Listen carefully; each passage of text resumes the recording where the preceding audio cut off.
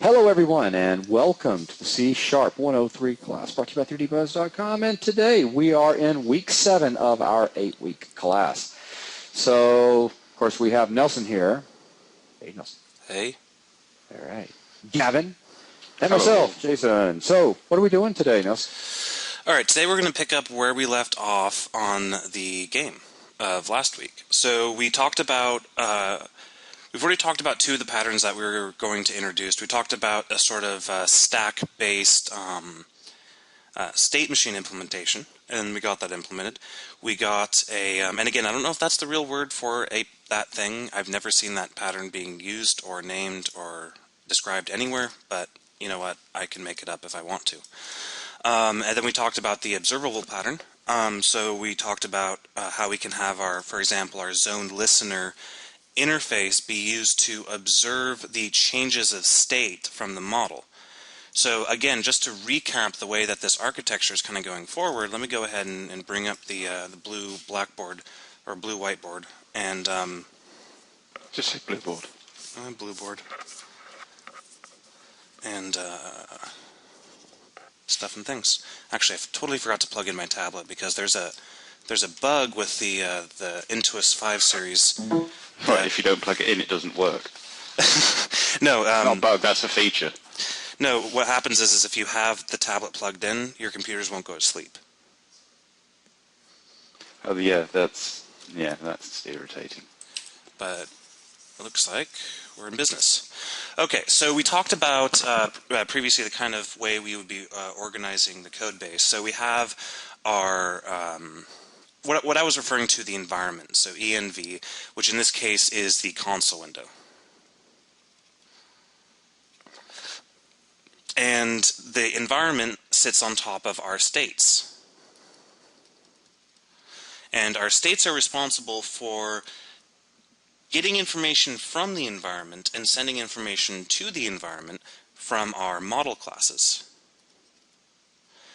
So the states interpret what happens in the environment, defer to the model to do some sort of calculations. The model then performs those calculations, sends the information back up to the model, and then through an observable pattern informs the states that the change has been made, and then when the states are informed that the change has been made, they update the environment to reflect the code. So what we have is a nice separation of concerns, a nice layered architecture, as opposed to how a person may approach this system without any sort of defined architecture. You would get all these bits of code just, bunched together. And that's always problematic with complex systems. But now we have a very nice place for everything to live. But that isn't to say that there won't be some complexity involved with our states, our model, and our calculations. So it's not like we're magically taking complexity away, it's that we're properly organizing where that complexity lives. So does everybody sort of remember about this from last week? Is it fair to say the state system is the middleman between the model and the environment? Yeah, the state system is just a way for us to plug in a certain state into the environment so that the environment can then either process input or handle output for any given model. So every single subsystem within the game will have a corresponding state, possibly a separate observer class depending on the complexity of that state, and then a corresponding model class or group of classes that perform calculations. So what we talked about is we have different sort of, so this is a vertical sort of view of the architecture in generic forms, but a horizontal view describing the actual systems we're going to be implementing could be a zone, a main menu, which may have substates such as inventory. Whether or not we break inventory into a separate state is, I believe we did, and that's probably the best call for that. Then we'll have a combat state, and then we'll have a dialogue state, and a barter state. And this is just review of last week's We went through in detail how these all went together last week. Right. I just wanted to get on the screen the vertical view of our system and then the horizontal view of each individual subsystem we're going to be implementing. Now, so we've kind of built our overall architecture by using the observable pattern and this stackable state machine thing that I invented and decided to name, and yeah. So what we need to do now is kind of figure out how we can actually implement these little vertical slices of our system. Now, the great thing about this is that these vertical slices should be thought about mostly in isolation. Now, obviously, there are going to be scenarios where that isn't possible. They do need to communicate in some sort of way, particularly to transition. So, for example, if you're in a zone state, you should be able to go into the main menu state by hitting the escape key. So they do know about each other, but they don't know exactly what they do. Other than doing transitioning, they shouldn't do any direct computation on each aspect. What's wrong with my... What's wrong with your what? Am I talking too close to my microphone? You are? You sound good to me. Oh, okay. Alrighty, so again, our architecture and then our individual subsystems. So each one of these subsystems will have states, models, and models will be performing calculations, and they'll also have their own observables. The one we're going to be talking about today mostly, now we're going to be using a similar approach for especially the combat state, particularly because the combat state and the zone state are the most complicated states. And when you have a sort of complicated group of, or complicated bit of functionality you're trying to express, using a slightly more heavyweight approach to the problem can be beneficial. And we already know that we want a lot of flexibility in both the zone state and the combat state. So a way to represent flexibility in any system, but particularly video games, and this is something that's been talked about, in the last 10 years and has slowly gained a lot of adoption. In fact, anybody here who's familiar with Unity will actually find out that I am using a very, very similar architecture to Unity. So if you're in the Unity course, actually pay attention, because hopefully this will actually explain Unity's own idea for how a game should be put together in a different light. So what we're going to be talking about is component-based architecture. And we're going to be using component-based architecture primarily for the zone. And here's why. The zone is going to be the state that represents the player being able to move around and walk around and interact with other people. So what we need is a way to describe the possible interactions that can happen when a player's sprite character thing moves around on the screen, runs into other objects, and stuff like that. So for example, anybody who's familiar with this style of game knows that there will be sprites that spawn mobs. So for example, you might have a tall grass sprite, and if you walk over it, you might have a 20% chance of spawning a mob. Alternatively, there'll be walls. Or, if anybody's familiar with the Pokemon games, or especially any other JRPG really, some tiles that are placed on the zone you can jump over, and so if you walk over to them and try to enter them, you don't actually enter that tile, you jump over that tile. And maybe whether or not you can jump over that tile is based off some bit of game logic. So what I'm trying to say here is that there are a lot of different things in the zone that can happen, and we don't want to lock ourselves into a very rigid actor-based system. And what I mean by that is that typically a traditional sort of object-oriented approach to systems like this is actually, what am I doing? I have Photoshop. I know how to use Photoshop. I'm zooming in and out. Layer. I just created a new layer. That was easier than what I was trying to do.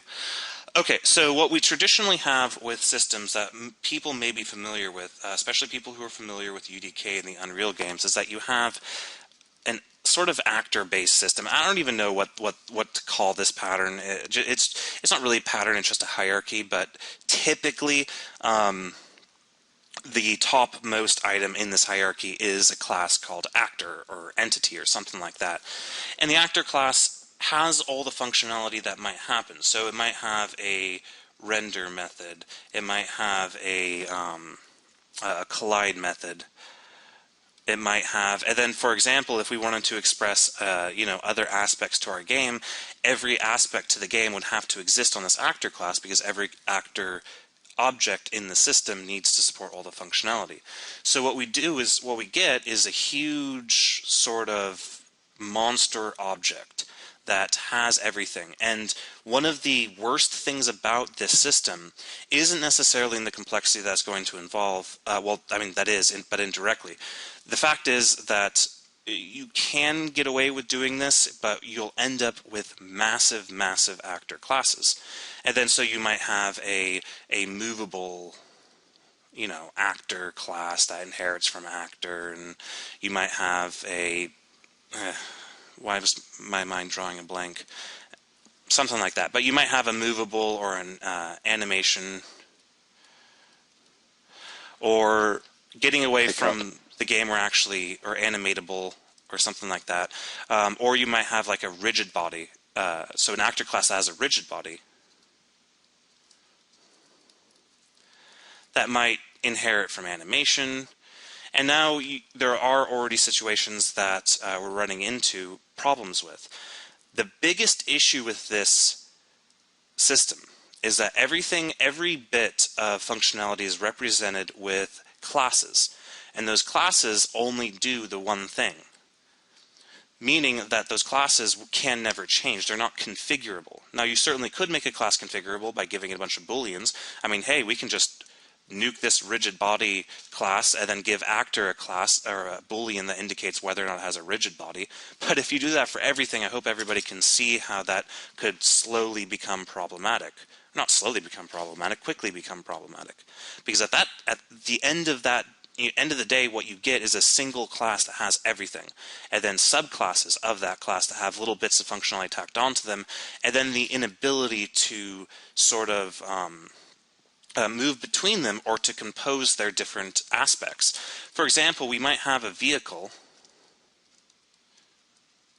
and the vehicle inherits from movable, but we want, in certain cases, well, pretty much all cases, we want the vehicle to inherit from rigid body, actually, because we want that to be a part of our physics simulation. So now we have a situation where for the vehicle class, what do? Do we inherit from movable? Do we inherit from rigid body? Well, if we inherit from movable, we'll have to copy all the code from rigid body. If we inherit from rigid body, we'll have to copy all the code from movable. Or do we take the functionality of movable and rigid body and actually merge them into actor or another parent? The point is that you get a bunch of classes that are very rigid. They can't change. On a per instance basis. They're very difficult to configure, and you can't compose functionality. If you want one thing but not the other, you are stuck in a position where you have two options. You have duplicating large amounts of code, and of course duplicating code would be problematic for a variety of reasons, but think about this. If you find a bug with the rigid body code that you duplicated, well, great, now you're going to have to update it everywhere.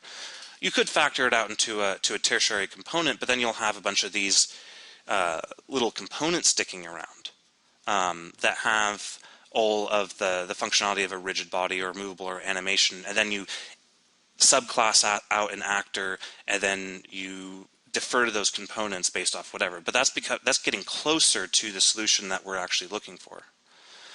Well, this is the thing as well, because there is obviously a grey area in the middle of, and particularly, again, this is the sort of intermediate point where you sort of know your way around the syntax and you're trying to get into the architecture more for the first time.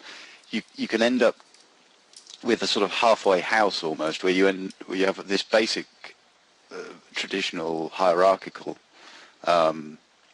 situation that's like a tower of bricks, where if you want to get at something from the middle of it, you've got to pull the whole thing apart to get at it. But with odd bits, like you were saying just now, like odd components here and there that are stuck on the side because they were afterthoughts, or because something changed and you've gone about and changed things and gone, oh well, I'll just add that in here. And it's almost like the whole idea of, I was saying last week about don't leave problems and say, oh yes, I'll come back and fix that later. That sort of patch and, sort of fill it in and carry on later doesn't, it can work out all right with simpler programs because they're simpler programs, and that can lead you to think you've got a better grasp of how to structure things than you really have. Well, right. And but you know what I mean? When you're working with a simpler, it's the same with any programming concept. The simpler the example is, the less likely you are to see why the thing you're trying to study is important. exactly. And the system that I'm going to be talking about is all about managing complexity. And that's what most patterns should be used for. And as far as we're talking about like an inheritance-based system being a stack of bricks and changing something in the middle. So if you do change something in the middle of the inheritance change, the problem is that not only are you changing it for that, but you're also changing it for all of the subclasses. And if the subclass depended on functionality on something further up the hierarchy or further down the hierarchy, then you've just broken code. So I do want to step back really quickly and talk about, so how does this relate to our zone? What our zone is going to be is it's just going to be a bunch of objects, and those objects I'm going to call entities. Just a very, very generic term that just means something that exists in this zone. So you'll have your player entity, and then you might have a bunch of other, like maybe a bunch of wall entities instantiated, and then maybe some tall grass instantiated. And the zone state, remember, the environment goes to the state through the console static class, and then the state will control the player, and the player will move around. So if the player jumps on this grass right here, then we'll want the entity that represents that grass to do a calculation. We'll want it to say, okay, well, if there's a 20% chance that a mob is going to be spawned, and if that happens, then we take the entire zone state and replace it, or not replace it, but push on a combat state. Wow. You say wow to that. It was your attempt to write the word vehicle earlier that really sent me off on one. Because it did. The V was about the only recognizable letter, but as a letter. Well, I'm working on my penmanship has improved, though. I mean, and that's sad, but it's true. Okay, so our zone is just a bunch of entities, and we could represent those entities with an actor class. We could have an actor class, and the actor class we maybe have a tile class that inherits from actor, and then maybe under that we have a tall grass class that inherits from tile.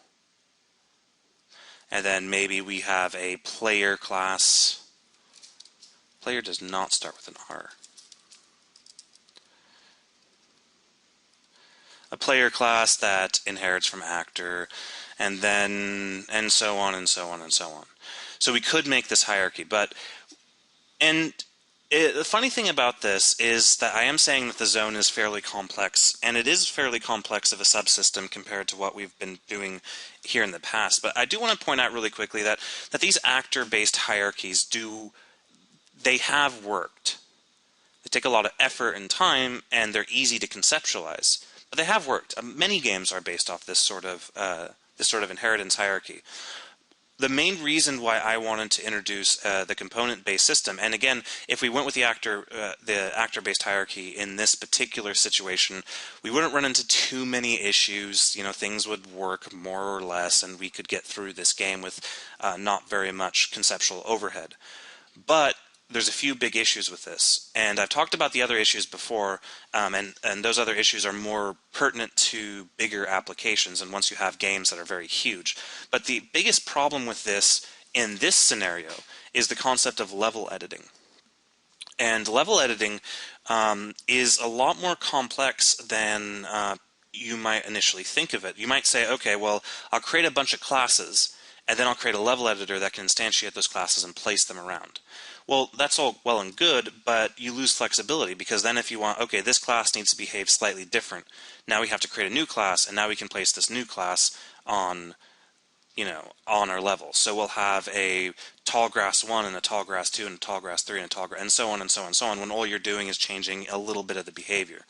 So a more appropriate sort of solution to that sort of problem, and to make level editing a lot smoother and a lot easier, is to go with a component-based architecture. So what is a component-based architecture? Well, a component-based architecture basically means that we will have one class, and I'm going to call this class an entity. We have a single class called entity. Now, people, if you are familiar with Unity, this is the game object.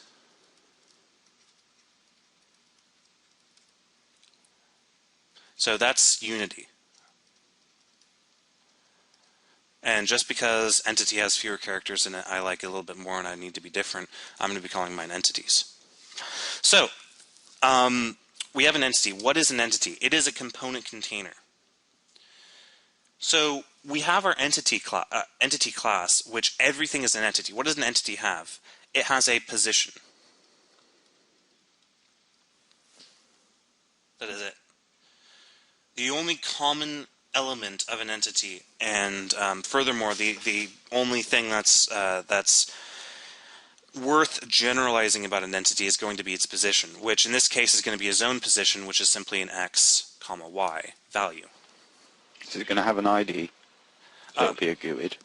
I'm not worrying about IDs right now. It would eventually have an ID if we were to introduce level editing, but since we're not introducing level editing with this course, I'm not worried about that a bit.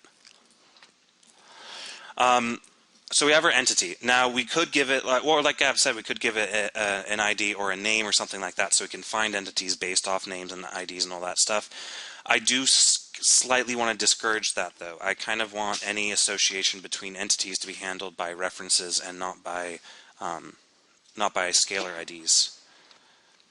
So it just has an XY position, that's it. And it also has a list of components, but I mean, I said it's a component container, so obviously it's going to have components. Does not start with an O.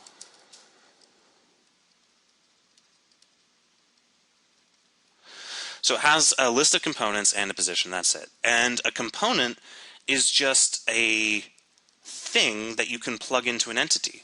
So for example, we can give our entities like for one of the components we're going to do, we're going to give it a Sprite component.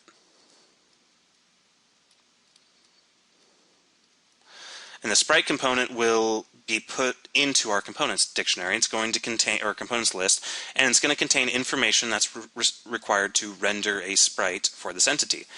And that's not the only kind of components that we're going to be adding. Another entity that's going to be very important is going to be something that allows us to collide with other entities and allows us to indicate whether or not the player can move into this entity. And so that particular component, though, is going to be interesting because it's not going to be it's not going to be a class. It's going to be an interface. So that's another interesting thing about this component-based architecture, and I'll describe why that's interesting in a moment. But it's simply going to be an iCollision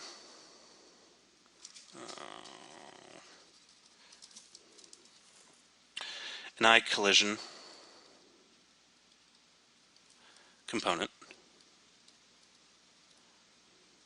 Now, the interesting thing about the iCollision component is, again, it's an interface. It's not something we're ever going to, well, you can't instantiate an interface. So this is where I'm going to create different collision components that implement this interface. So, for example, a mob collision component could be something that implements iCollision component, or we could have a dialogue component that, again, implements this interface, and then these will be added to the components list of the entity. So the idea of this is that we can mix and match any sort of bit of game logic that we want into our entity. Another very important entity that we're going to have is going to be the player component.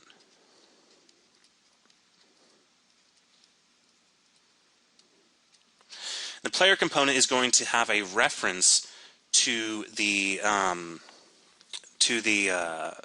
player model class. So what you can do is you can have, like, for example, the mob collision component. It can detect if what it collided with has a player component. If it does, it'll perform its calculation to determine if it needs to instantiate a mob. If it does, it instantiates the mob and then moves over into a combat state. So we'll have a variety of these different components that you can kind of mix and match on your entity. So each one of these entities on the system, and again, all these little boxes and all these little hashes and that little circle-y guy, those are all entities within our zone. They will just be a collection of these components, and how they interact is going to be based off of the system.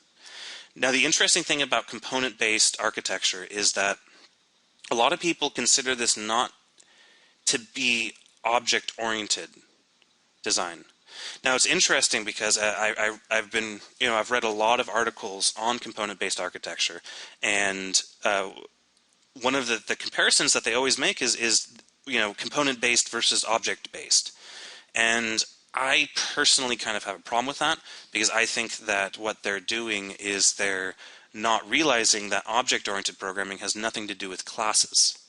Object-oriented programming has to do with objects. Classes are just a way in some languages to define objects. Not all object-oriented languages, or not all languages that support the ability to do object-oriented programming, even have the concept of a class. So I'm thinking that these people are saying, oh, well, because you're not creating a separate class for every entity, this isn't object-oriented programming. I don't follow that logic. I feel that this is an object-oriented design, just as much as the inheritance-based system is. Well, yeah, and for me, it's the objects. It's just the object orientation of it is that move to the components rather than the entities themselves. They're like big collections of objects. Right, and each object has its own purpose. And so it's the components that are the objects, and it's also at the end of the day, everything's still an object. It's still got that object-oriented basis. Yeah. And that each, the components themselves could be variations on, if you had a motor component that moves things around, you might have variations for a player's motor or an enemy's motor, or, a flying vehicle's motor, as opposed to something that has to obey walls and things like that. But, from that perspective, each of those could be, because it's all about collections of subsystems, really. Mm-hmm. And so, yeah, the analogy that sprung to mind when you were drawing this out is that inheritance is like an old-fashioned dongle chain, for those of you who are probably older than Nelson. I have no idea what you just said. Do you know what a dongle chain is? No. Don't Google dongle chain.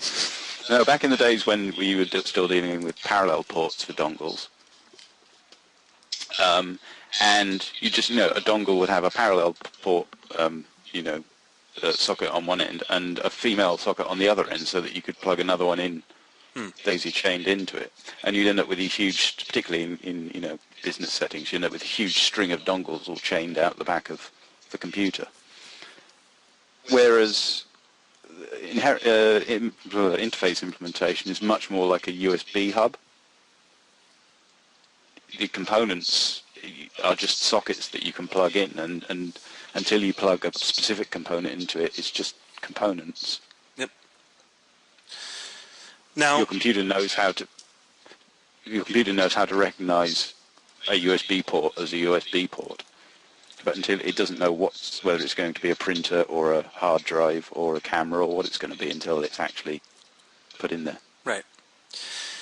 And that does bring up another aspect to component-based systems, and this could potentially be why people have made a distinction between this and object-oriented programming, though I'll still disagree with that assessment. And that is, how do these components work with the system? Now, let me get up another layer. So what people can or might be conceptualizing right now with the description of the component-based architecture could at this point be something like this. You know, you have your engine, and your engine sits on top of your components. Now, this isn't really that true when you have to do component-based architecture. The fact is that your engine is actually going to know about certain types of components in order for it to work. So it's more like some of the components are going to be, so you will have your custom components, which you can use for your own game purposes, but you'll still have engine components. So you'll have the engine / the engine components. And the engine really needs to have inside of it knowledge of certain types of components to do quite a few different things. Fine, I'll do it again. It really is like a modern engine. You've got the engine and then you've got the computer control unit that sits on top of it. It means you can't actually do any mechanical access to it anymore. But then that does all the stuff that involves making sure that your timing's correct and the valves move in the right order and the spark plugs fire correctly and the timing's right.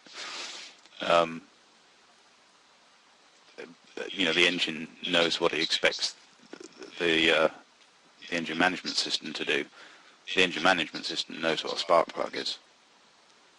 Yeah. I was kind of just filling time while you learned to write. Well, another analogy could be back to the USB thing. When you plug in a printer into a computer, I mean, on one hand, it kind of doesn't really know what it is, but on the other hand, it does. The hardware doesn't know what the printer is, but the software does. Windows has drivers for USB printers, for example. That's an example of an engine component, because you are plugging a device into a system that knows how to communicate with it. Now, a custom component would be that, let's say you have two USB devices that if you plug both of them into your computer, and they only talk between each other. The software doesn't, or the software on your computer still doesn't know anything about them. They just know about each other.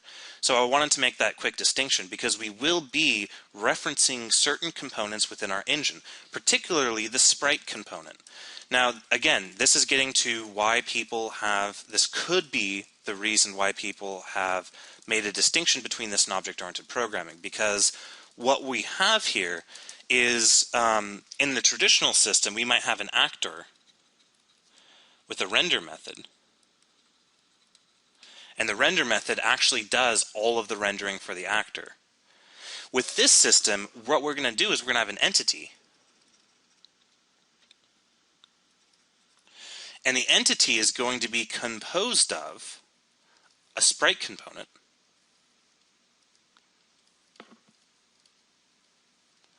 and the sprite component is simply going to have a, so if we take this and we look at it and open it up, what does the sprite component have? Well, it simply has a character sprite.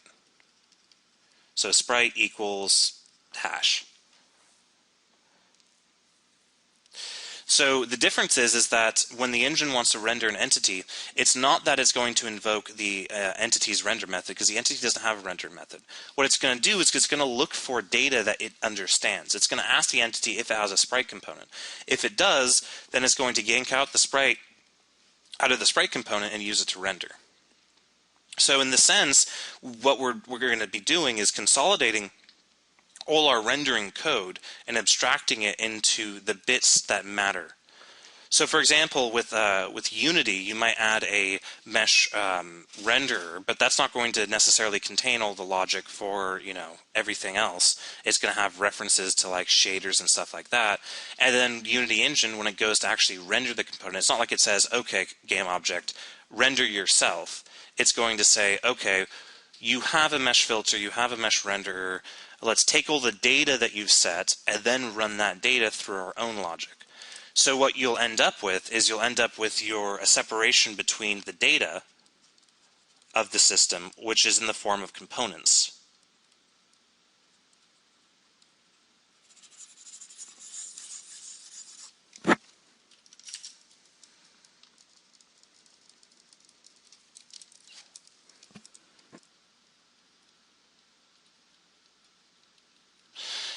And then you'll have the logic, which is in the form of the engine. Now, that's not to say that components can't have logic, but what I'm referring to specifically are engine components. I'm finger quoting because I don't even know if that's a term. But I'm referring to something like the sprite component. Now, the logic of rendering a sprite is in the engine. The data, as far as which, and particularly with the rendering aspect of the engine, and then the data in order to perform that rendering is in the components. So that keeps the components very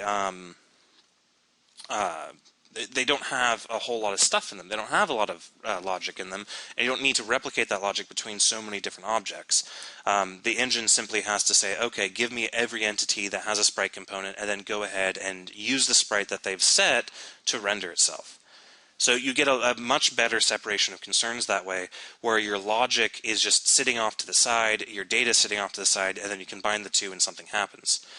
And that also, the unfortunate aspect of this is if you wanted to render something in a different way, it wouldn't be a simple matter of altering one actor's render method, because there is no one actor's render method anymore.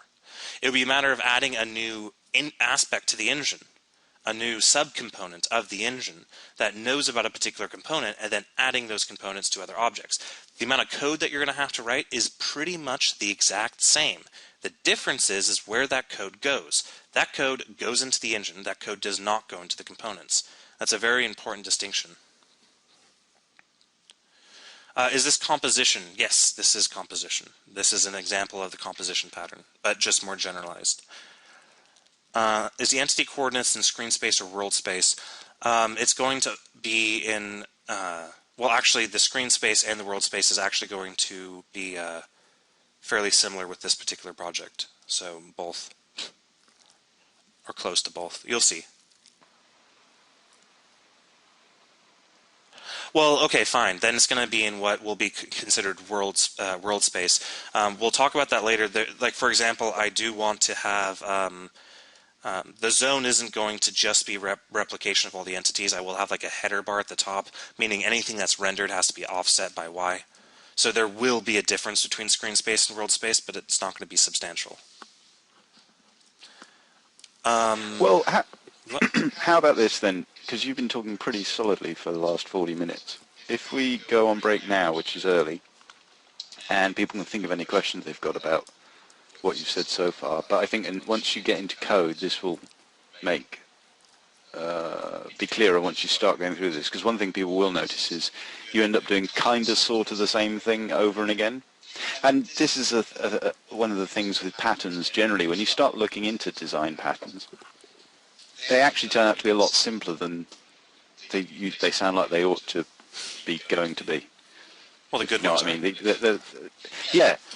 it's very easy to end up. Because I read about 3 books before I realised I was reading the same information just in different words, and it was just that was all there is to it. It's just that you can end up overthinking it, and I think once you start doing it a few times, it'll click for people. All right. I do want to address a few things that did come out of BuzzNet. People are talking about communication between components. Now, that's a huge topic with component-based architecture. The way that I'm going to be doing it is mostly just through references, so properties and so on. I'm not going to be implementing a events-based system. One of the ways that people, because basically the problem is you want components to be more or less able to be separate from everything else. You don't want components to talk to each other. And the reason should be fairly obvious. You should be able to add component A without being forced to add component B. Otherwise, why don't you just create component C that contain both component A and component B? So having relationships between components is a tricky thing, but in practice it's necessary. For that particular problem, I'm not going to be introducing yet another additional bit of complexity in order to solve it. It shouldn't happen that much during the development of this game. It's going to be handled in the simplest way possible. One of the proposed solutions, and actually Unity supports this as well, is the idea of component messages, where a component on a game object can send a message, and that message can be received by any other component, or not received by any other component if there are none. So there are ways to do that. There are ways to deal with that complexity in an elegant way, but it does anything that deals with complexity always introduces its own bit of complexity, and I'm not going to get into an event-based messaging system. So I hope that and for sort of one-off simple intercommunication that you may find, because at the higher levels, the more on the white-collar classes, for want of a better phrase, the upper management levels, there's some degree, as you were saying, of communication is always going to be required in order to, basically glue things together. But if those are sort of few and far between, remember the observer pattern that we were talking about last week is it's a standard way of setting up intercommunication. yeah, and again we'll do that the simplest way possible. But I just wanted to point out that in some complex systems, more complex solutions are the answer, but it won't happen that frequently. Alrighty, so yeah, I guess it's time to go on break. Anybody who has questions, be sure to post them. I'm hoping that everybody's more or less following along with kind of what I'm saying. And I'd be interested to hear for people who are playing with Unity if this maybe helps them understand Unity a little bit better as well. So yeah, I'm going to go ahead and pause the video. And we're back. So we did have one question, but it's not about the component-based system, so I'm going to assume that everybody is up to speed on that already. The one question was about the for each extension method. And if I jump into, you'll notice that if I jump into the zone model, we'll see that we use it right here. And the question was, why did I do that instead of just doing for each var L in listeners L.entity moved? And the answer is just because I want the for each extension method. Yeah, the actual the building of the method was the point of doing it. Because as we discussed at the time, there is a for each available for lists. For lists. And if you look at it, you're not saving very many characters, and I know that. And Eric Lippert talked about why they didn't introduce the for each extension method and saying that's basically a waste of time. But you know what? I like that syntax a little bit more, and because I like it a little bit more, and I'm the one writing the code, I wrote the extension method. So yeah. Yes, I do go girl. Cool. So, code something. Okay, so, yeah, we're going to need to actually write out some code now. And basically we're just going to be, for now, we're going to be putting together our components and all of our other fun stuff that we have to do with code. Well, go on then. Okay, so the first thing we're going to start off with is obviously going to be a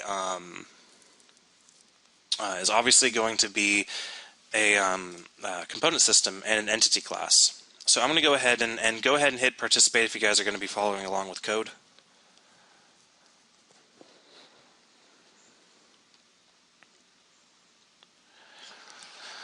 So the first class I'm going to go ahead and introduce, and I'm going to place this in my model namespace, and it's going to be an entity.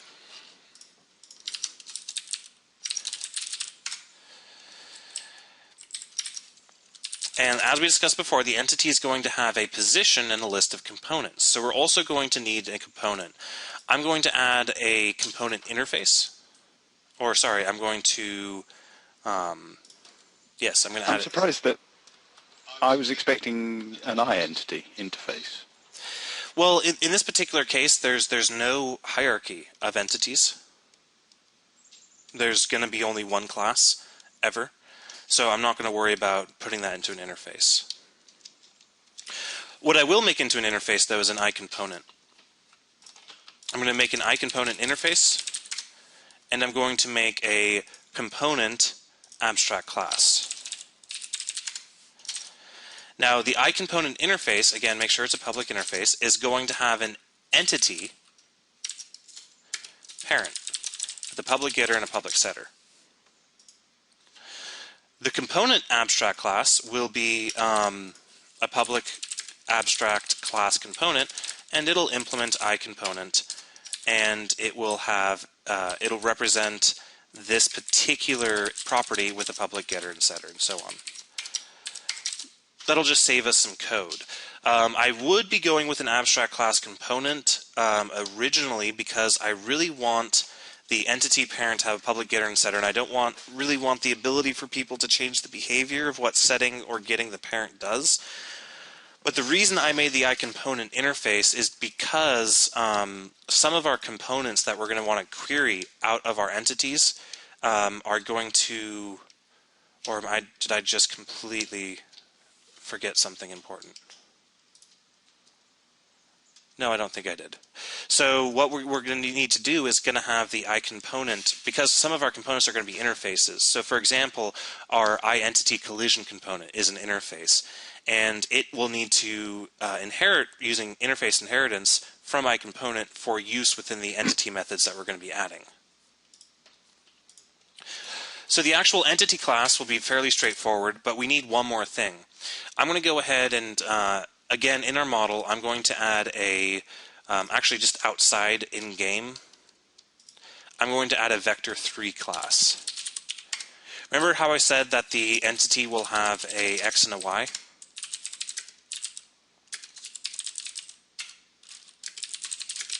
Well, I lied. It's also going to have a z. Yes, and we'll see why that's important very shortly here.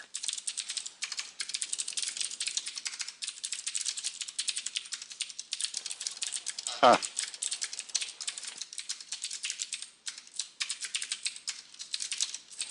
And we'll be revisiting the vector3 class, adding in things like operators and stuff like that in the future. But for now, we're just going to leave it as this. So our entity is going to have a public vector3 position with a public getter and a public setter. And it's also going to have a private read-only list of iComponents. Now I'm going to go ahead and just write out the entire implementation of entity. So again, we'll have a parameterless constructor that instantiates our components list. And it's actually, yeah, it's going to be a list. And what we're going to do is we're going to have a public void add component.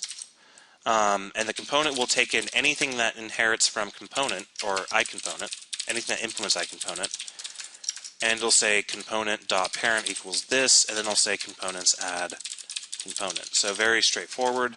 We're also going to need a getComponent method. So this is going to be a generic method called getComponent that you can use for anything that is a component, and it also will need to be a class. And then I'm simply going to say return components of type, passing in tComponent, and then dot first or default. Then I'm going to go ahead and actually reorder that constraint and make that into the constraint into an interface iComponent.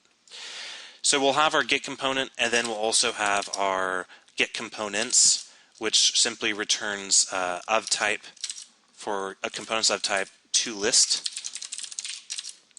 because we don't want to do any deferred execution there. And that's going to return an IEnumerable of tComponents. And then finally, we'll also have a method called public void remove component that takes an iComponent component.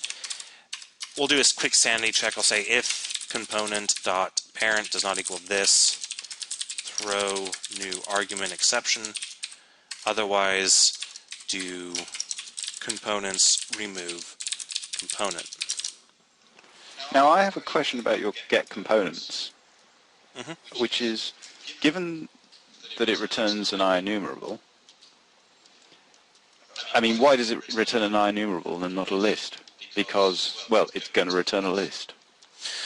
Because there's really no need to return a list, and the only thing that we need to be able to do with what's returned by this is put it in a for each loop, and it's not necessary. So it's a question of you're almost limiting what can be done with the output of this. Right.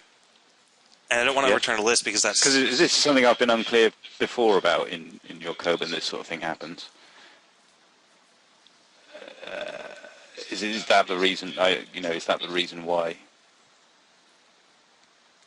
Well, yeah, the reason is that for this particular API, there's no need to return anything more specific, and it's always better to return something more generic. For example, if I were to change the implementation of this to where it didn't return a list, I would still want the code to work. Yeah, that's cool. And the only functionality the list provides is the ability to add and remove elements, which isn't particularly useful as a return from this. Okay, so I'll do my best to split the screen. And just hit 1 more minute if you're still typing. Hit ready if you're ready. IComponent and component are two very simple types. IComponent is simply an interface that has an entity parent with a public getter and setter. Component is just an abstract class that implements IComponent and has that implementation for parent. It's just something to save some typing, especially due to lack of Resharper. Saving that typing will be very fun and nice and easy. And then I have the entity class, obviously, and I also have a vector3 class. We'll be revisiting the vector3 class and adding more functionality as needed. Did you just want to cover why we're using a vector3? Right. Well, what we need to do is, on our zone, we have the ability for an entity to overlap another entity, but when that entity jumps off the entity he's overlapping, we want the other entity to still be rendered, meaning we want to have a couple of layers of depth in our system.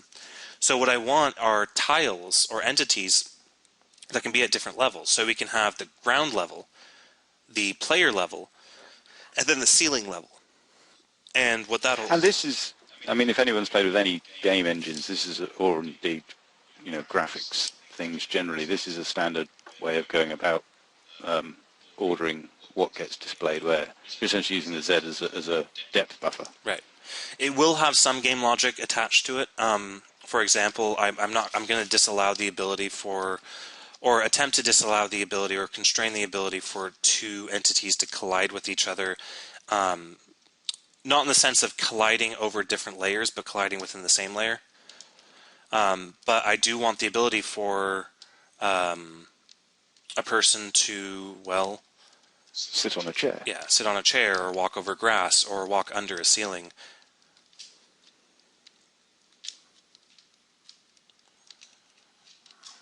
So yeah, so I guess I'll pause the video while everybody gets caught up. Okay, and... I literally thought the answer was just going to be because you want an interface. No, just because you make interfaces all the time. Well, we are back on the video right now, and the... Oh, right, sorry. The question was, why do I have this public interface IComponent and then this abstract class? Why not just have the abstract class? And that's a valid question. I certainly could just have the abstract class. But what I want to be able to do is have components that implement an interface or other component interfaces. Now, some of our components will be concrete types, but some of our components will be interfaces. And the problem is let's say I have a component interface called, let's say iEntity collision component, which is an interface. Now, let's say I wanted to grab all the iEntity collision components out of an entity.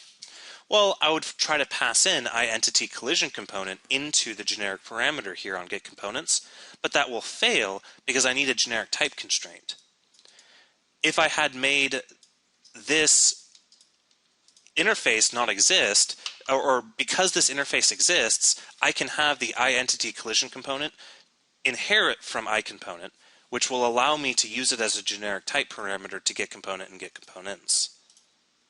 So could you not use the abstract component class as the type constraint? If I did, I could, in fact. If I did this, then I wouldn't be able to query by interface. I would only be able to query by abstract classes. Meaning my entity collision component, in order to use it as a generic parameter here, it would have to be an abstract class and not an interface. But I really wanted it to be an interface.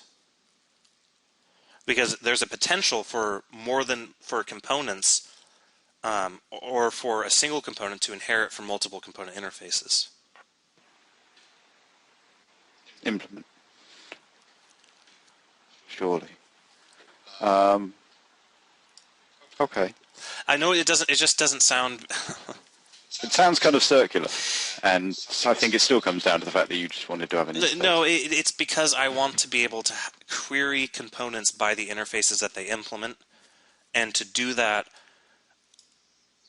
the component needs to be an interface, because then I can create component interfaces that inherit from this, and that's interface inheritance, not class inheritance, and stuff and things, Well, words and stuff. Okay, it'll probably be easier to understand that once there are a few of them in place, like I was saying Sure.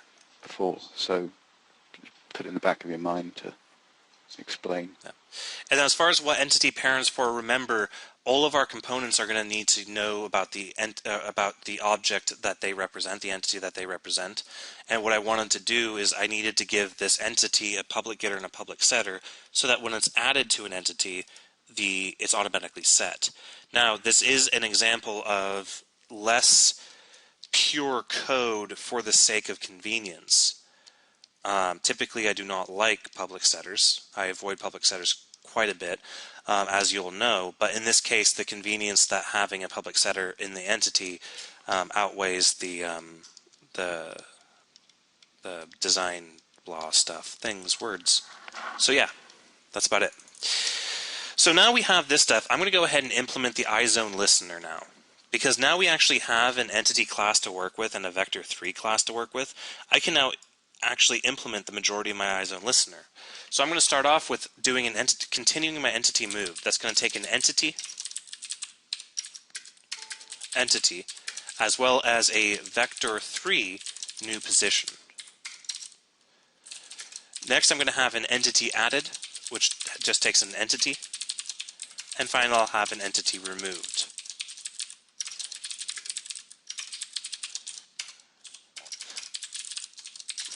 So you see we have a nice little interface for our observer. And so using these three methods, we should be able to represent virtually all of the state changes that may result in the zone model's computations. So now that we have the IZone listener, we're going to have to fix up our zone renderer. And this is where things are going to get fun. So I'm going to remove the implementation of IZone renderer completely, and then have Visual Studio generate me an implementation for this interface, bring in some using statements to clean things up a little bit. So here's our IZone renderer. And now if we jump into the zone, now we have some additional things that we're going to have to do. We're going to have to actually implement the concept of adding an entity, moving an entity, and removing an entity from our zone. And then we're going to have to do other computations such as collision. Now, I'm not going to worry about collision right now, but I will go ahead and write out a quick implementation of these methods that are required for zone. The first implementation is going to be our move entity. Well, actually, the first bit is going to be the vector3 zone size.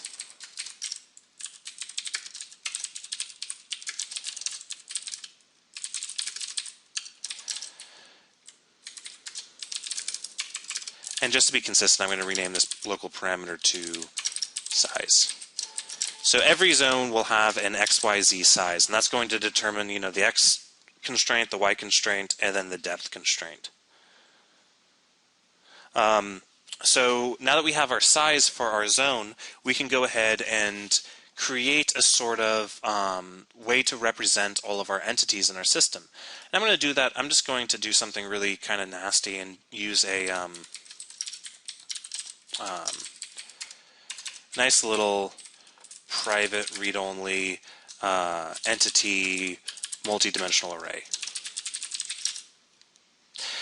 Finally, I'm also going to add a name. Each zone will have a name. So I'm going to say string name, and then public string name, get private set, and then name equals name. So here's our zone constructor, our new parameters, and all that stuff. And then, of course, I'm going to have to instantiate our entities. So I'm going to say entities equals new entity, pass in size X, size Y, and size Z. So the move entity method is going to take in a reference to an entity to move, as well as a vector3 for the new position. This is where a bunch of the actual game logic is going to happen within our system, a bunch of those calculations for dealing with collisions and other stuff. But for right now, I'm simply going to do listeners for each L goes into L dot entity moved, entity new position.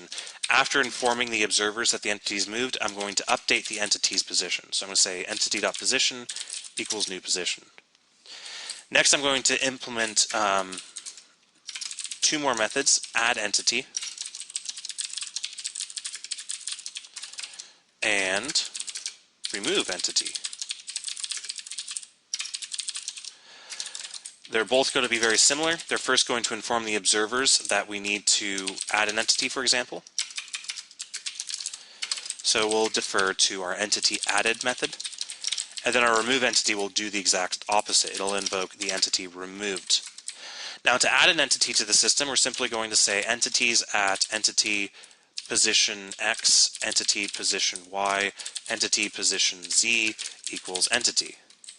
And then to remove an entity, what I'm going to do is I'm going to say var old entity equals entities at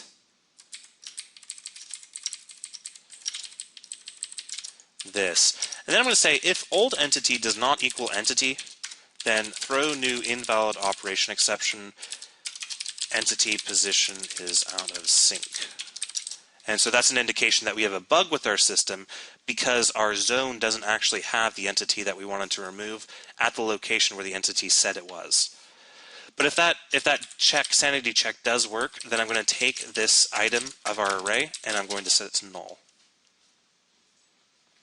Now here's, because I was doing something, a situation like this just today, which is where you've got entities sub position X, position Y, and position Z, and you're doing that again, you're doing it twice, you're doing it line 42 and line 46, getting the position values. In terms of what's getting created and what's getting accessed and efficiency in those terms, is it any different if you pulled out a single variable, i.e. you pulled out entity.position.x, y, and z into a local variable, or three local variables in this case? The performance is going to be negligible in this case. I wouldn't worry about it. If that property was particularly expensive to compute, which, by the way, if you have a property that's computationally expensive to compute, it should not be a property, it should be a method. But if you do, then aliasing it out would be beneficial. But in this particular case, I don't.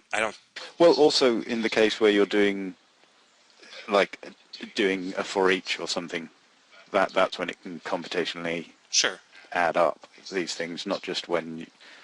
I was just referring to your method properties thing, which is true, but there's a balance sometimes if you're doing one simple thing to a bazillion objects. Sure. Like updating the position of everything in the scene. That actually reminds me of something that Scott Hanselman said. Scott Hanselman is a product evangelist for Microsoft. He's a really cool guy. He does a lot of blogs and talks and stuff like that about Microsoft products. But he recently did this thing on productivity, and he said, you know, the number one rule of optimization, whether in code or in life, is that the less you do, the more you can do of it. The number one rule of optimization is don't talk about optimization. Add listener and remove listener are the exact same methods. I'm probably going to go ahead and leave out the zone renderer for now and just go ahead and pause so people can catch up. Keep in mind that your program will no longer build because the zone needs parameters. So I'm just going to pass in zone 1. And then for the vector 3 size, I'm going to pass in an x of 30, a y of 30, and a z of 3. Because the reason I chose 3 in this particular case is because I want a ground level, a moving entity level, and a ceiling level. That's the other situation when things can start to computationally add up, which is when you get into multidimensional things. Yeah, and I am using a multidimensional array, and people who know me know that I despise multidimensional arrays, but it's the best solution for this particular problem. And I don't want to complicate. Well, yeah, I mean, a few people might have been going, "Oh, if you've got 30 by 30, why not just make it 30 by 30 by 30?" Well, because you're wasting a lot of memory. 27 layers, 30 or 900 times 27, which is many Yeah. layer, bytes of information. Why not use an enum then for the layers? That's a very good question, actually. No, it's something I did actually consider extensively. Because that's kind of what Unity appears to do. Well, I did consider using an enum for the layers, and I may very well do that. I've also considered using constants for layers. The reason I would prefer, from a conceptual standpoint, to use constants for the different layers rather than an enum is that when you start thinking about an enum as an alias for a particular number, then things start to become very tricky. Keep in mind that we are going to be doing mathematical operations on which layer somebody's in. We're going to need to know, okay, is this guy above or below this other guy? Now, while you can certainly treat enumerations as integral values, and while that could potentially clean up some code, that is something that I have a conceptual problem with. It leads you towards that dark path of starting to do things like, height fallen equals, flying layer minus ground layer as a height value. It's that horrible C++-y-ness of it. Right, and so, and again, I wouldn't be against doing constants. I may do enums. Again, something I actually internally struggled with. It was one of those situations where, if I just sacrifice my values just for a little bit, I'll get potentially some cleaner code, but then I'm abusing a construct of the language that shouldn't be used in this particular way. Is there any reason we can't have more than 3 levels for things like flying units and climbing on roofs? Nope. Sorry, that's the reason why I made this a variable, is so that it can change.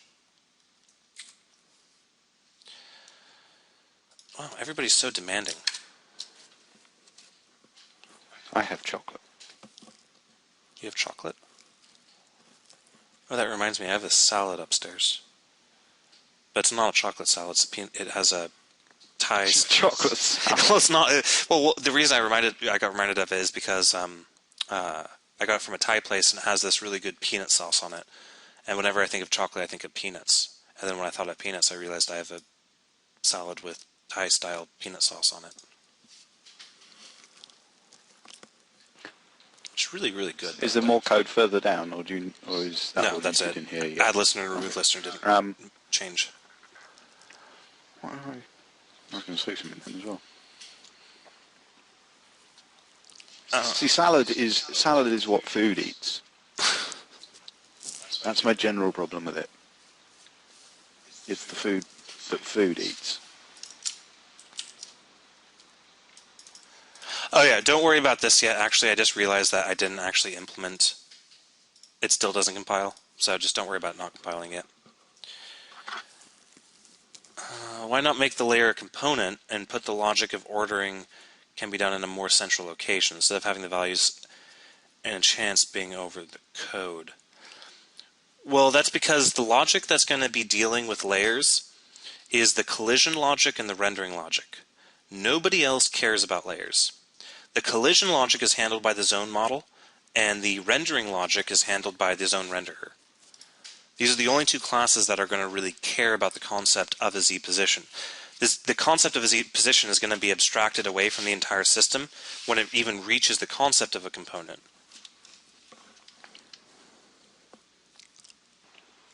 And Segfault was just asking, aren't all entities going to be out of sync once they're moved once? No. And yes. You did say you hadn't finished that. Actually, yeah, and Segfault brings up a good point. I'm adding a new line of code. Should do that on camera. We actually haven't stopped recording it because we're talking about interesting things. And salads. Oh, right. I do wish you'd let me know whether or not. Okay, Segfault I just have to guess. did bring up a good point. The problem is that I never actually updated the multidimensional array. with the concept of nulling out something and adding something back in.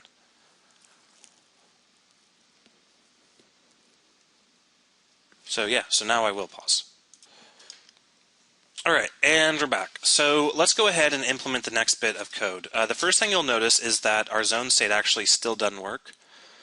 And that's because our move entity method is now changed. Now, the problem is that we need to pass in an entity and a new position into the move entity method. So what I'm going to go ahead and do is I'm going to introduce our first entity called a player. The zone state is going to have a reference to our player entity so that it knows what it's controlling essentially.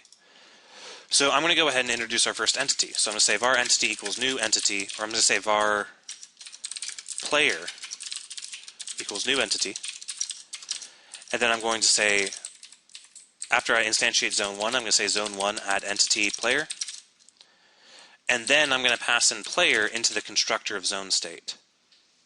So all I did was instantiate an entity, call it player, add it to the zone, and then pass it into the zone state. Now the zone state then is going to take in a player entity, so entity player, to know what it is that the zone state is controlling with the keyboard. So I'm going to say player equals player, and then private read-only entity player. So now when we do move entity, we have our first bit figured out, meaning we have our player now that we're controlling. But now we need to pass in a new vector. So I'm just going to say new vector 3, and then an x of, because I hit W, so the x will stay the same. So player position x. Actually, in this case, I will alias it out. No, I won't. I mean, I will. Sure, why not? This will certainly make reading the code a lot easier. And if you've got Resharper, this is a handy little cheat, which is that, of course, with about 2 key presses, you can inline your variables, Control-Shift-RI.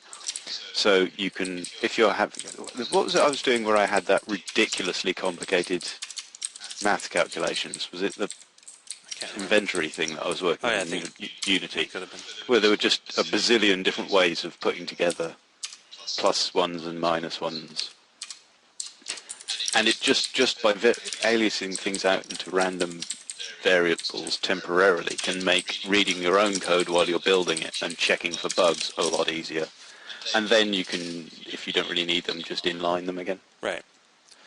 And so in this case, I didn't want to type in player position for every time I did the thing, so I just put it into a local variable called pose.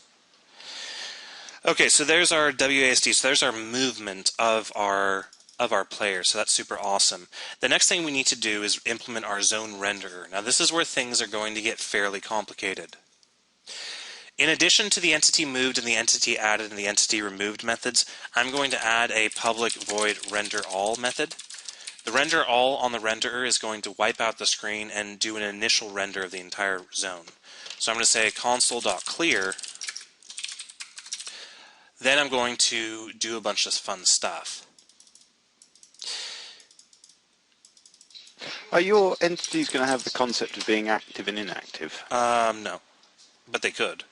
Okay, I just wondered. Adding that bit of functionality is something easy. I mean, again, what we're building here in the class is basically a skeleton of a game.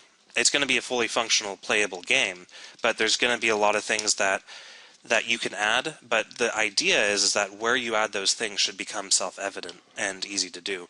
So in the case of being active or not, you could simply, set a Boolean on the entity for whether or not it's active. Okay, so one issue here, though, is that I did actually have some code that that I want to go ahead and write out for everyone. It's basically just actually no, I'm not going to worry about it just yet. I did write a basic little console helper utility class for formatting some console stuff, but for right now, I'm simply going to say console clear, and then I'm going to render the zone. Now, the zone renderer is going to need some parameters. It's going to need the player. No, it's not. It's going to need the zone. And that's it. So zone equals new zone. The next thing it's going to be is we are actually going to duplicate our entity multi-dimensional array. And I'm going to call this Sprite buffer. Now, this is going to be conceptually different than the one within Zone. Furthermore, I don't, at this point, want to expose the Zone's internal representation of his entities to anyone else. So this was a decision that doesn't impact performance or memory consumption substantially, but does impact it slightly negatively, and it's just a particular. It's just in this particular case, it's used for convenience and separation of concerns. They may or may not be merged in the future, but I have a feeling that by doing this, it will increase the ability for us to change the way that our zone internally represents entities without impacting the implementation we have of our zone renderer. Finally, I'm going to need a way to actually loop through everything, all of our entities. I'm going to need a zone.entities property. So I did forget to actually add that in here, and that's simply going to be a public IEnumerable of entity called entities, and it's going to say get return listeners. Or sorry, entities. And actually, this is an interesting problem in that yes. You can't convert from a multidimensional array into a IEnumerable. Because if we look at this, I don't know if it's smart enough. Yeah, it's not smart enough to jump into the array type itself. But we're not going to, as you see, it cannot implicitly convert that into an IEnumerable of game model entity. So what we're going to need to do is enumerate over the entire multidimensional array. This is one of the reasons why I don't particularly like multidimensional arrays. But we can do so fairly easy, I suppose, by saying for var I equals 0, I smaller than size x, I plus plus, or sorry, I'm going to do for x. I did wonder. XXX. Oh wow, that came out wrong. For y equals 0, y smaller than size dot y, y plus plus. For var z equals 0, z smaller than size z, z plus plus. Yield return entities x, y, z. So we have a nice little wrapper around our entities array that returns it back into a nice little IEnumerable.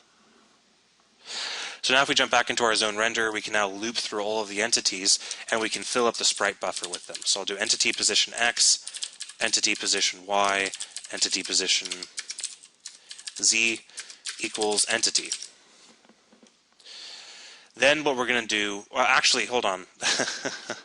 This is actually the interesting bit. I didn't actually mean to make sprite buffer an entity. Wow, I'm failing hard today. What I wanted to make sprite buffer, I wanted to make that a collection of sprite components. Sprites. So we're actually going to be building our first component now. So underneath our game, I'm going to add or underneath our model, I'm going to be adding a new folder called components, or a new namespace called components. And within components, I'm going to add a new item called sprite component. Sprite component will... Now, just what? just before you go on to the sprite component, where you added the that little wrapper, would that not, or why didn't you make that part of the vector 3? The wrapper? The wrapper that you just made for your X, Y, and Z, the previous piece of code you wrote. You mean this? Yes. Why didn't you make it, you know, the ability to deal with that part of the vector 3 itself? The whole idea of a three-dimensional array return, you know, convert to list essentially, or to IEnumerable. Well, because it's a multidimensional array, and the way that it behaves is kind of annoying. Is basically the answer.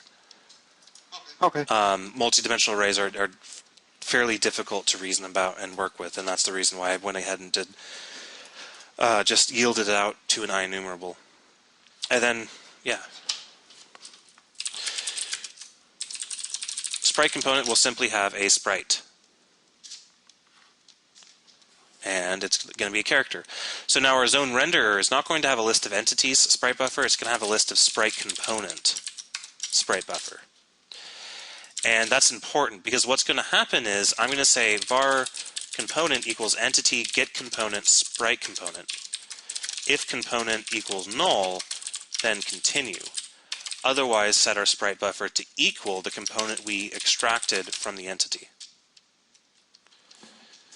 So that will allow us to get a knowledge of all of the sprite components that the zone renderer are going to have to deal with, which is going to be very, very important information.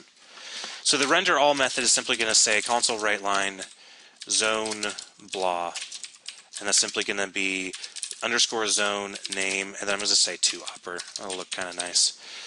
Then I'm going to say for each var sprite in sprite buffer. Now in this case, actually what I meant to do was for each entity in zone entities. Or sprite and sprite buffer, either way. Either one will work. Then I'm going to say console set cursor position to sprite parent position x, comma, sprite parent position y. So that I'll set the cursor position to that, and then I'll just simply write sprite.sprite. And that will be it for our render all. Our entity moved method is actually going to be a bit of a pain. The first thing we need to do is determine if the entity that moved is has a sprite component. If it doesn't, we're going to ignore it because it's not renderable. So I'll say var sprite equals entity get component for sprite component. I am kind of picking up the speed on just this, and the reason is that there is a little bit of code that we have to write, a little bit more that we have to write, and then we can actually start to see something on the screen. And once we see something on the screen, at that point I'm going to have the video paused and people able to catch up. And the biggest reason for that is I'm hoping that I'm not making any mistakes as I write out this code. And as a result, if I did make a mistake, then we would be spending even more time going back and correcting that mistake. So I find that doing code in batches is easier. If you guys want to follow along while I'm typing out, you're more than welcome to, but we'll have a time to catch up afterwards. So then I'm going to say if sprite is null, then return, because that means an entity moved that didn't have a sprite component, so our zone renderer does not care about it. Then what we need to do is null out the entity. So I'm going to say sprite buffer entity position x, entity position y, entity position z equals null. Now the next bit of computation is fairly interesting. What it's going to do is it's going to loop backwards through all of the objects, all of the entities in the sprite buffer, and it's going to find the next non-null entity that's in the sprite buffer on this particular z-axis. So I'm going to say entity next entity equals null, and then I'm going to say for var I equals, and then I'm going to go ahead and do zone size z. So we'll start at the top, and we'll see while I is greater or equal to 0, then I minus minus. Then what I'm going to go ahead and do is say var possible, wow, equals sprite buffer at entity position x, entity position y, and then I. Then I'm going to say if possible is null, continue. Otherwise set next entity to possible and then break. And I don't even know why I did it that roundabout, because what I could do is just say entity next entity and ditch the possible entirely. And then next entity, of course, I'm going to do dot parent. Or no, I'm not going to worry about doing dot parent. I'm just going to do a sprite component. See, I'm kind of confusing myself, so that's why I kind of want to do this in batches. So then I'm going to, now that we have our next entity, we need to first clear out the existing position that the character was at. So I'm going to go ahead and say console set cursor position to the old position, entity position x, entity position y. And then I'm going to say if next entity does not equal null, then print out the sprite were above. So I can do next entity dot sprite. Otherwise, print out an empty space because there was nothing underneath the thing that we moved. Finally, we will have to redraw our new entity. So I'm going to say console set cursor position, new position X, new position Y, and then I'm going to say console write sprite.sprite. And then the last bit I'm going to do is I'm going to set the sprite buffer to the new, or the entity to the new position in our sprite buffer. So I'm going to say sprite buffer at new position X, new position Y, and new position Z equals entity. Or sorry, sprite. Okay, so that's it for entity moved. It's a fairly complicated method, but we'll break that down later. The entity added method, same sort of thing. I'm going to say var sprite equals entity.getComponent sprite component. If sprite does not equal null, then return. Otherwise, set up our sprite buffer. So I'm going to say sprite buffer at entity position X, entity position Y, entity position Z equals entity. Then we're going to have to render this entity out. Or sorry, not entity, sprite. And to render the entity out, we simply do console set cursor position, pass in X and Y into it, then simply do console write sprite. I'll be revisiting the entity added method so that it handles depth, and I'll be actually implementing the entity removed method later. But for now, we have enough sort of code going on that we can actually see some stuff move around, and that should be very interesting to watch. Now, the first bit that I'm going to go ahead and do is I am going to, for right now, for the purposes of this, I'm going to comment out this right line zone so that the screen space matches the world space. And we'll talk about how we can make those two things differ in a moment, because that'll be an interesting discussion about the difference, well, between screen space and world space. So now if I run the code, I'll get an error because I need to pass in the zone into our zone renderer. Okay, so we get a nice little null because our position was actually never instantiated on our entity. So if I jump into entity, the default constructor of entity, I'm going to say position equals new vector 3, 0, 0, 0. The final thing I'm going to do is in program, I'm going to add a sprite component to our player. I'm going to say player add component, new sprite component, and that brings in a new using statement. And then I'm going to say sprite equals money. Okay, so now we have some interesting errors. The first thing that's going to go on is that our code on our zone that returned out all of our entities, this has a problem in it, and that is it's actually going to return null entities. So I'm going to make sure that it does not return null entities. So I'm going to say var entity equals this, if entity equals null, continue, otherwise yield return entity.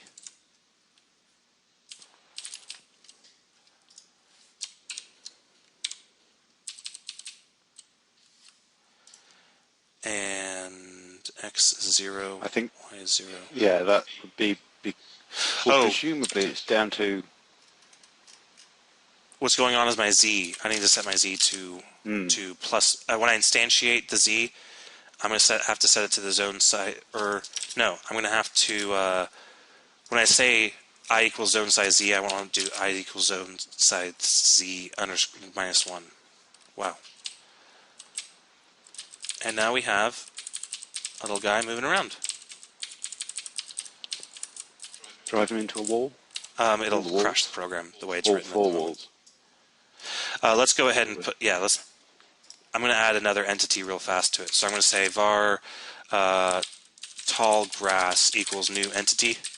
Then I'm going to say tall grass add component, new sprite component, sprite equals that. And then I'm going to say tall grass dot position equals new vector 3, 3, 3, 0. I'm going to set the player's position. I'm going to overwrite his position and set him to 2, 2, 1. and then I'm going to add zone1.add entity tall grass. And now when I run the code, keep in mind that I actually forgot to invoke the render method of our zone state, or of the zone renderer, on initial load. So if I jump into zone state, what I can do is on activate, instead of saying clear in zone, I'm going to say renderer.renderAll.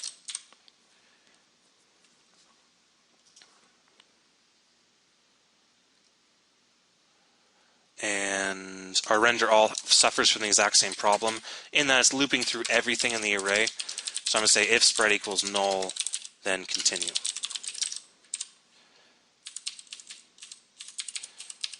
So now you see that I can actually walk over the grass and it re-renders itself appropriately. Cool. And notice how I can switch between the main menu and back to the zone state. Okay, so I know that was a lot of code, but I kind of wanted to get to somewhere where people could kind of see something moving around. Keep in mind that there are bugs with it. I can move off the screen, which will cause exceptions to be thrown. Obviously, that's not what we will want at the end. If I move down 30 items, that'll also cause an exception to be thrown because my zone isn't that big. Okay, so I'm going to go ahead and pause the video, and I'm going to give Gav keyboard control. You should just put the new stuff up on screen for a few seconds. In fact, just walk down the code line by line While on video? that you just added on video, yeah. Well, the biggest difference that I did was, first of all, in Zone, I modified a few things. I added an iterator block to return all the entities, and reading through this code should be fairly self-evident as to what it does. The next thing that I did was in the zone renderer, I created I added a parameter that takes in the zone, and then I added another auxiliary sort of multi-dimensional array of sprite components called my sprite buffer. Now, when my zone renderer is instantiated, I take all of the I instantiate my sprite buffer, I go through all of the entities in the zone, and then I add each one of any entity that has a sprite component attached to it, I add to my sprite buffer. Then I added a method called renderAll that loops through everything in my sprite buffer that isn't null, sets the cursor position to where that sprite appears, and then writes that sprite out. Then I have the entity moved method, which isn't fully complete at the moment, but works well enough for what we need to do at the moment. What it does is it detects to see if the entity that moved has a sprite component. If it doesn't, it returns. Then it empties out the sprite buffer at the position that the entity was at. Then it finds the next topmost entity on that square. So it tries to find the topmost entity at that square after the entity that was just moved. Then we set our cursor position to where the entity used to be and check to see if another entity, another top-level entity exists. If it does, we write out that entity sprite. Otherwise, we blank it out with a space. Then finally, we render the new position for the entity by setting the cursor position to the new position and writing out the entity's sprite. And then we update our sprite buffer. Our entity added method just does this. It says, tries to get the sprite out of the entity. If it can't, it returns. Otherwise, it sets the sprite buffer and does an immediate rendering. Cool. The final thing I did was in zone, zone state, I changed my zone renderer to take in a zone as a parameter. That should be fairly evident. And then I added a renderer.renderAll to the activate method of zone. So that means that every time the state is activated, the entire zone gets re-rendered. So you can see if I switch to the main menu state and then switch back, the entire zone gets completely re-rendered. And notice how I can walk over that grass, which is the biggest, the most interesting feature of what we have right here. Okay, you can pause now. And we're back on video. Someone pointed out a quick error. Line 75 of zone renderer should be if sprite is equal to null, then return. So I just wanted to point that out real fast. And we are back. So a few more things we're going to have to cover today. First thing is I'm going to set up a scenario where there's a ceiling entity. So I'm going to say var ceiling equals new entity ceiling add component new sprite component, and I'll give it a how about that symbol. And I didn't mean to actually do that. I meant to do sprite equals that. And then make it actually compile, of course, because that's generally a good thing. And then do ceiling position equals new vector 3, and I'll do, I don't know, 4, 4, and then 2 for the level. And now let's test this out. So you'll notice how it actually doesn't even appear, and the reason it doesn't appear is that I didn't actually add it to the zone. So if I do zone1.addEntity ceiling, now I can go ahead and see the ceiling. And notice how the ceiling currently doesn't work. It doesn't actually cover up the player when he moves into it. And that's down to the fact that in our zone renderer, on our entity moved, we don't detect the possibility for the entity moving into a square that has a higher, that potentially has a higher element than this one. So what I'm going to go ahead and do is I'm going to wrap this in an if. I'm going to say if new position.z is, or I'm going to say if next entity does not equal null and next entity parent position.z is smaller than new position.z, then run this code that actually renders out the space. And I shouldn't have actually done it right there because that's for zeroing out the old entity.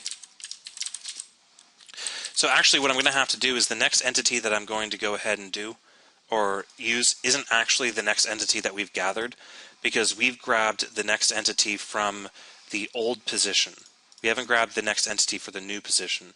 So what I'm going to do is I'm going to write a private helper method. I'm going to say private entity get topmost entity for any given vector 3. And then I'm going to take all of this code, I'm going to yank it out with Control X and paste it into get topmost entity. And if entity is not equal null, instead of setting it, I'm going to say return next entity. And then the position is simply going to be position, position. And I'm actually going to change this to return a sprite component. Then I'm just going to turn this into a variable. And then at the end of this, I'm going to return out null. So by doing that, we can now get the topmost entity of any vector 3 position. So what I'm going to do is I'm going to say var next entity equals get topmost entity at the old position, which is entity.position. Then I'm going to say, I'm actually going to rename this. It's not going to be next entity. It's going to be last topmost entity. And then I'm going to make another variable called next topmost entity equals get topmost entity at the new position. I'm going to clean this method up a little bit.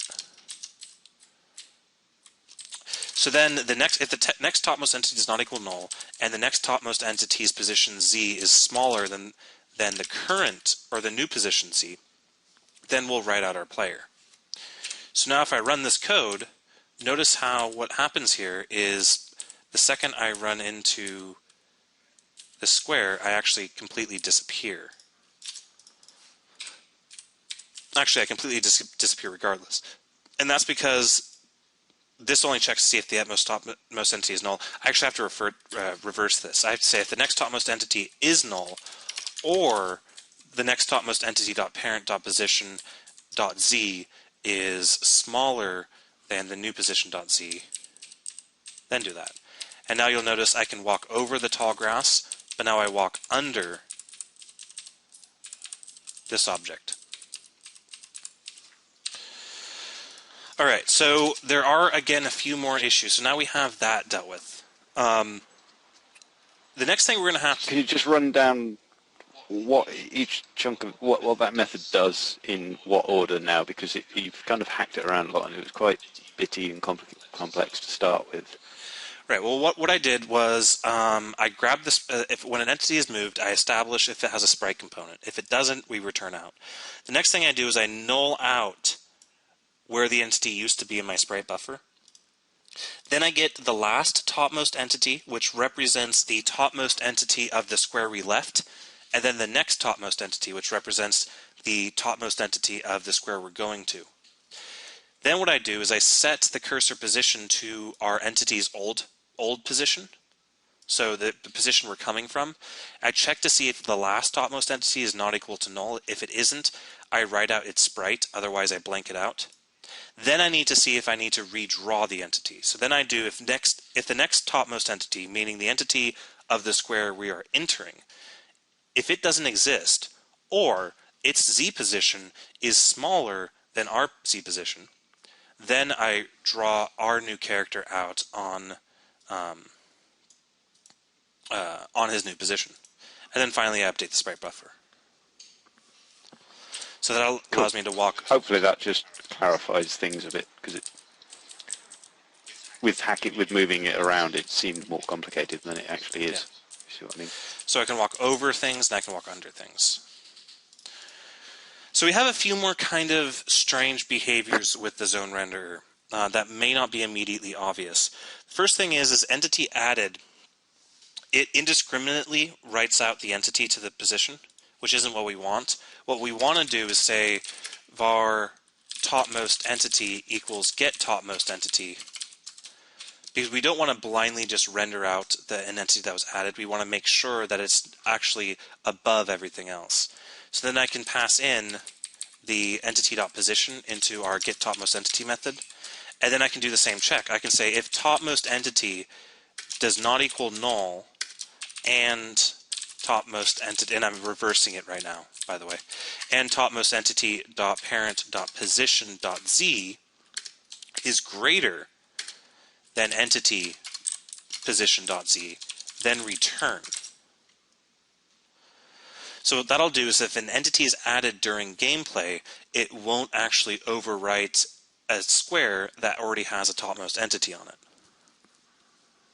Which actually presumably just saves a few draw calls as well, notional draw calls as well. Yeah, and because otherwise, if you had like a floor and then a player and then a roof, each of those would get drawn in turn. Otherwise, right, and then it won't even work well though, because then the floor could be, if it was added at the end, it would be rendered above the roof, which is problematic.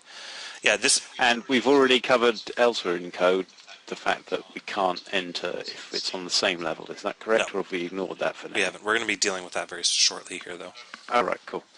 Sorry, just a bit hazy on what we did last week and this week. So this is the get topmost entity method, and again, it does what we just did before. It's just more abstracted, so we can reuse it over and over again. Okay. And I've said it before, but that is the concept that you really need to start getting into your head in terms of code refactoring, or indeed just architecting from scratch, which is just refactoring but from your head. Which is this idea that if you're doing something once, it's all right, type it just out where it is. But really, if you're doing something more than once, that's the first thing that should trigger in your mind is, well, this could potentially be reused generally, and therefore should be a method, or should be its own class, or should be in a different name, whatever. If your player vanishes after moving, you probably have this if statement wrong. I initially had it wrong myself, but then I corrected it. But okay, cool. So what's next? I do need to address, there's two more problems. Obviously, we're missing the entity, or the three more problems. We're missing the entity removed method. And also, keep in mind that the way our state system works, our zone state is still going to be attached to our zone, even if it isn't active. Which means we're going to have to be able to turn on and off our renderer so that it doesn't render when we're in a different state. So what I'm going to do is I'm going to add a public property to our zone renderer. I'm going to say public bool is active, and I'm going to set it by default to true. And then what I'm going to do is on each of the methods that implement the interface, the observable interface, I'm going to run through all of their code, but I'm not going to actually render anything to the screen unless the thing is active. So I'm going to say if not is active, return. Then I'm going to move up the sprite buffer, the code that changes the sprite buffer. I'm sorry, I'm moving around code really quickly. But anyway, so now I've reorganized it to say if not active, don't do any of the rendering. Otherwise, just do this basic logic and return. And then I'm going to do this for each one of the other methods. So entity added, I'll let it set the sprite buffer, but after I set the sprite buffer, I'm going to check to see if the render is active. If it's not, I'm not going to worry about getting the topmost entity, and I'm not going to worry about writing out to the console. And then I'm going to do the same thing with entity removed. Now, so I'm already thinking in terms of, a group of NPC enemies running around in the next room when you haven't discovered them yet. They would be inactive. right. They would get updated. They have the ability to notice the player's presence, for instance, but the player doesn't know anything about them. And obviously, if you haven't explored that room, until you open the door, you don't know what's in the room. So at that point, when you open the door, they get set to active, and all of a sudden appear on the screen. Right. So now if we jump into the zone state, I'm going to manage the activeness of the renderer. So when we become active, when the zone state becomes active, I'm going to say renderer.isActive equals true. When it becomes deactivated, we're going to set isActive to false. And that's it. And so that's going to make sure that if an entity changes while we're in a different state and the zone tries to update the observable, it'll still update its internal model, but it's not going to actually change anything or do any rendering or console writing. Okay, so if we now look at the entity removed method, what we need to do is we need to say sprite buffer, or the first thing we need to do is say var sprite equals entity get component sprite component. If sprite is null, then return because we don't want to deal with it. Then we'll do sprite buffer at entity position x, entity position y, and entity position z equals null. So we'll null out that entity, and then we will say if we're not active, then return. Otherwise, say topmost entity equals get topmost entity from entity.position. If topmost entity does not equal null, or if topmost entity does equal null, return. Otherwise, say console set cursor position topmost entity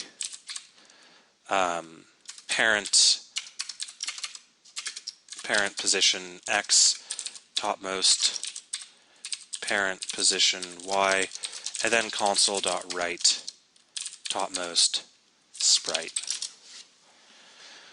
So now if an entity is removed, we'll remove it from our internal model and we'll write it out.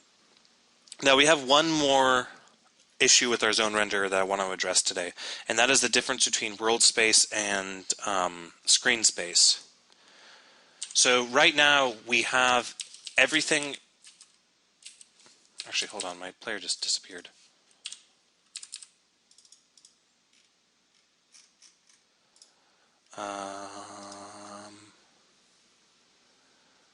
Ooh, right. I bet it's because of that.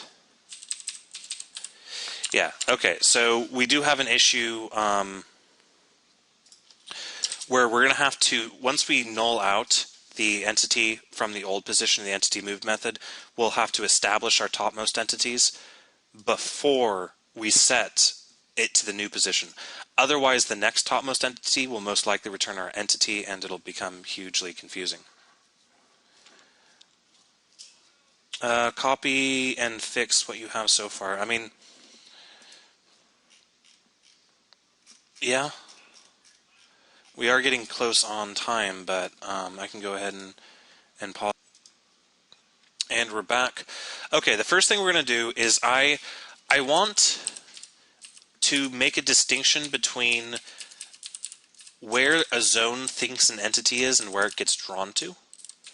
And the reason is because I want to be able to put a nice little header on our zone. I want to write out a line of text on the top.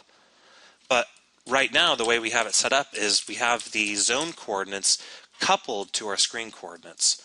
So I'm going to make two methods.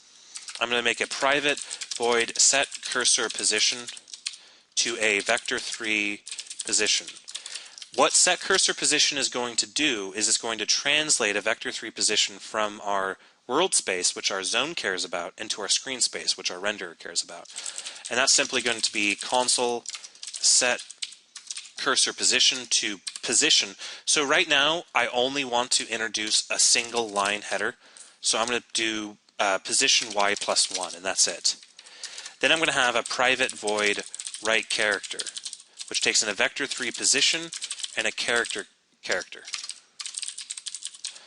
That's simply going to say set cursor position to position, and then console right character.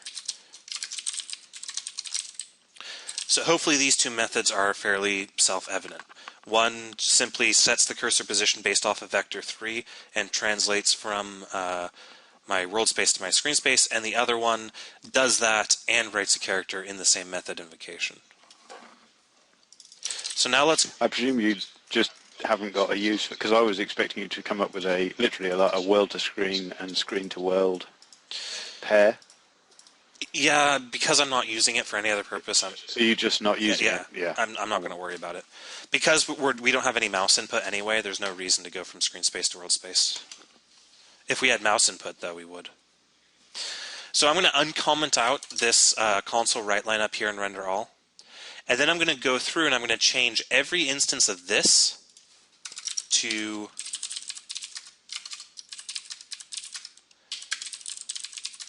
that.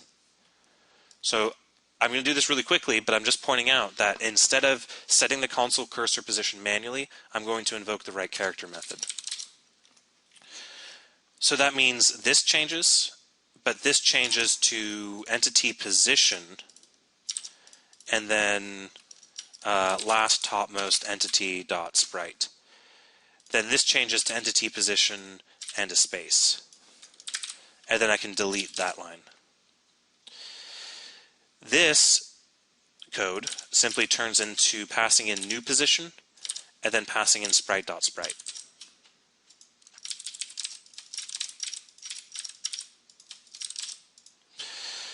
This turns into entity position and then sprite.sprite. This turns into topmost entity dot parent dot position and then topmost entity dot sprite. And that's it. So now if I run this code, notice how we have this nice, everything still works, but we have the nice header on the top. So we've effectively moved every bit of our zone down by 1 unit in the y direction. Now I did realize a really quick little bug on our entity removed. Notice how I remove out the entity, but I only draw if there's a topmost entity. In fact, what I want to do is I want to say if topmost entity is null, then I want to draw a space. So again, all I did was in topmost entity, if it's null, I draw a space where the entity position was. And that pretty much wraps up our zone renderer for now. There's not much else we really need to implement here. While people are just getting that down, I did have a quick Resharper question about refactoring like that. Mm-hmm. Which is, if it will give you the option, say you're introducing a variable to pre-existing code, it will give you the option to, replace one or replace any that it happens to find. Is it capable of doing that at the extract method level? I.e., will it go through? Can you get it to look through your code and do what you just did? I can't remember, honestly. I know what you're saying, but I can't remember.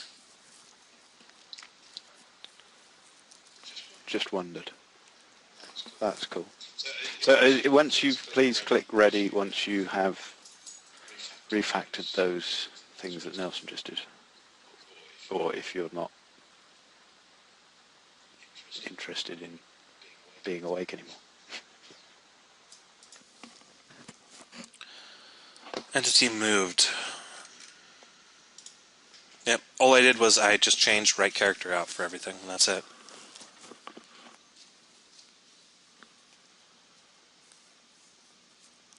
Okay, but we do have a little bit more code to handle today, so hit 1 more minute if you need 1 more minute, done if you're done.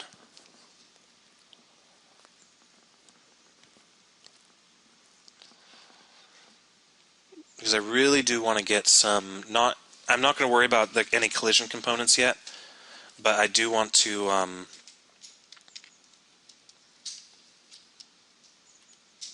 get some you can handle the constraints. The screen edges.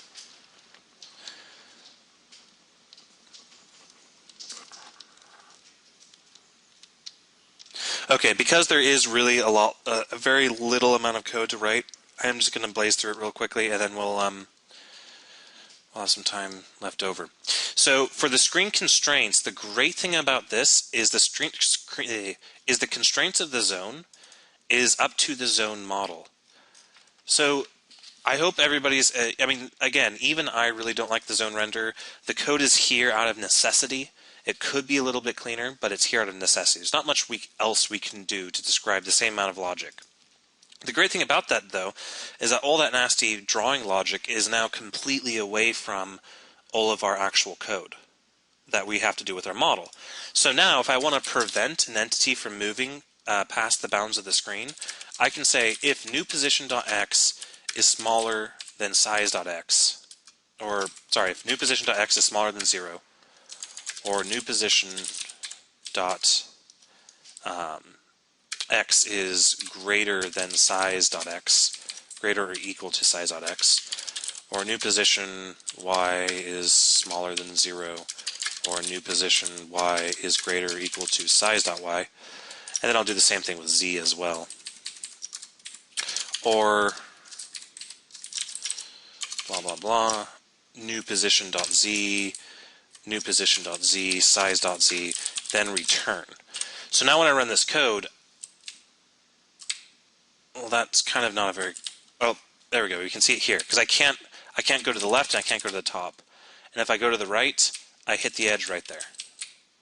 So now we've effectively constrained our movement by just changing the model code, not having to worry about anything else. So that's definitely nice. The last thing I'm going to do... Are you going to put in... I was going to say you're going to put in a visual boundary. Yeah, I'll do that next week. The next thing I'm going to do is I'm going to go ahead and do something fun. I'm going to go ahead and say const int zone width equals, let's just do 20 by 20 right now. Then what I'm going to do is I'm going to say console dot, I think this is the correct order, this might be the wrong order. So don't copy this code out yet, because I always get the order of this confused.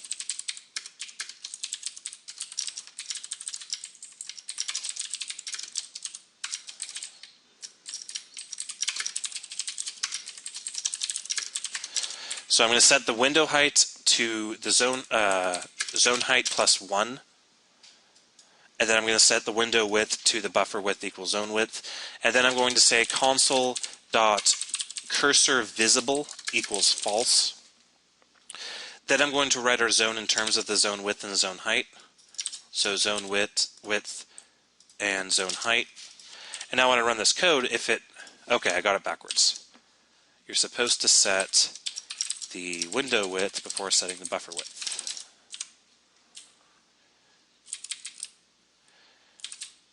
Now we have a nice little constrained console window. I'm going to go ahead and move the width to maybe 50 and the height to 30. There we go, that's a nice little window.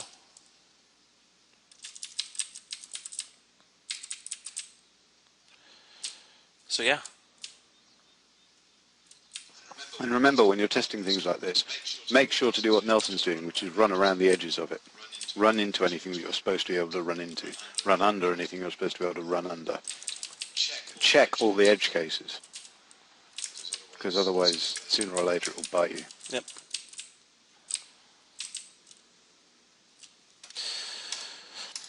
Alrighty, so for right now, I think that's going to go ahead and wrap things up. We haven't quite finished the zone model out yet, though, and so we're going to be doing the zone model in more detail next week. We'll talk about collision and stuff like that, talk about dialogue and combat. Combat will be the other thing that'll take a little bit of time to go ahead and implement. Alright, So no homework this week other than just to get up to date with what's here, really. Yep. And start thinking about what you want to happen in your game. Start thinking about how you can always start thinking about how you can, take this on and personalize it. If you've got an idea of something you want to add, not necessarily at this point, but, if we implement a particular type of thing, a particular type of enemy, and that makes you think of another type of enemy, have a crack at implementing that as well, because it will all aid your ability to think of things from a coding perspective. I just felt the need for a monologue. Nelson appears to have found a pony picture or something. He stopped talking to us. Oh, I'm still alive.